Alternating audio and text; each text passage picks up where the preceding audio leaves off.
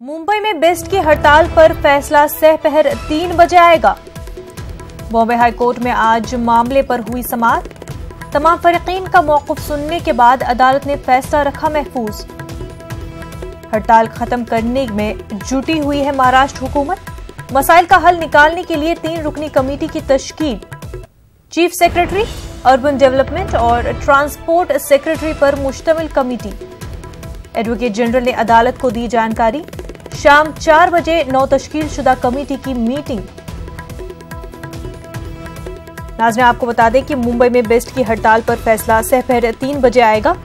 आपको बता दें कि बॉम्बे हाईकोर्ट में आज मामले पर समाअत हुई है। तमाम फरीकीन का मौक़िफ़ सुनने के बाद अदालत ने अपना फैसला महफूज रख लिया है। महाराष्ट्र हुकूमत हड़ताल खत्म करने में जुटी हुई है। मसाइल का हल निकालने के लिए 3 रुकनी कमेटी तश्कील दी गई है, जिसमें चीफ सेक्रेटरी, अर्बन डेवलपमेंट और ट्रांसपोर्ट सेक्रेटरी मुश्तमिल है।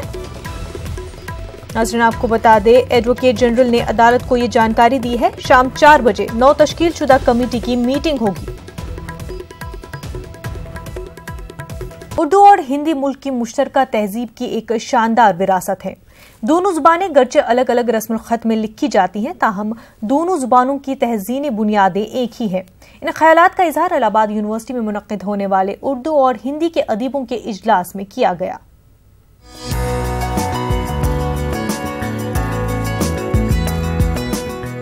इलाहाबाद यूनिवर्सिटी को हिंदी और उर्दू जबानों का संगम भी कहा जाता है। आलमी यौम हिंदी के मौके पर मुनाकिद होने वाले इस जलसे का इफ्तिताह यूनिवर्सिटी के वाइस चांसलर प्रोफेसर रतन लाल हांगलू के कलीदी खुतबे से हुआ।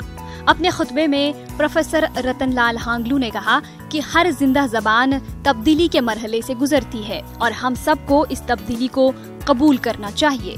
कोई भी जबान आप देखिए जो विस्तृत होती है, हर ज़बान में आप देखिए, इवन फ़ारसी में अगर आप ईरान चले जाएं तो आप देखेंगे ईरानियन लैंग्वेज में भी जो है ये वर्ड्स आते हैं। मैं आपको एक इंटरेस्टिंग एग्जाम्पल बताऊंगा। जब अंग्रेज़ी हमारे देश में आई और गांव-गांव में फैल गई, मैं खुद एक अनपढ़ औरत को देखा हूँ अपने बेटे को कहते कि मेरे को भी बहुत सारी मुश्किल टीज़ है। आप देखिए, मुश्किल टीज़, डिफ़िकल्टीज़ वर्ड सुना था, मुश्किल टीज़ है। इसलिए जब ज़बान विस्तृत होती है तो कई वर्ड्स को अपने में समेट लेती है और वो अल्फाज over a period of time उसमें बस जाते हैं।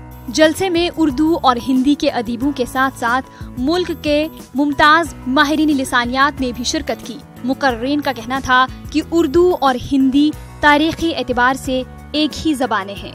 ये हिंदुस्तानी ही थी और जो अमीर खुसरो के पीरियड तक हिंदी भी हिंदुस्तानी रही।